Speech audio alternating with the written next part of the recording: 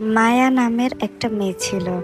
বাইরে থেকে তাকে দেখে মনে হতো সে খুব সাধারণ একজন মানুষ।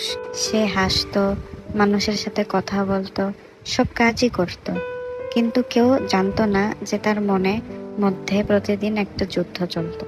ছোটবেলা থেকে সে অনেক কঠিন কথা শুনে বড় হয়েছিল। তোমাকে দিয়ে কিছু হবে না, তুমি অন্যদের মতো না, তুমি যথেষ্ট ভালো না। বছরের পর বছর এই কথাগুলো তার মনে জায়গা করে নিল।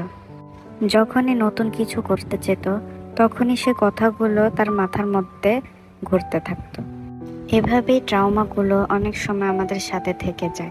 ট্রাউমা মানে শুধু খারাপ ঘটনা না, কখনো কখনো বছরের পর বছর শোনা কথাগুলো ট্রাউমা হয়ে যায়।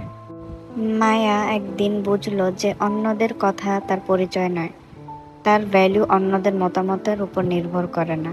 সে আস্তে আস্তে নিজের উপর কাজ করতে শুরু করলো, ছোট্ট ছোট্ট স্টেপ নিল, আর প্রত্যেকটা স্টেপ তাকে একটু করে শক্ত করে তুললো।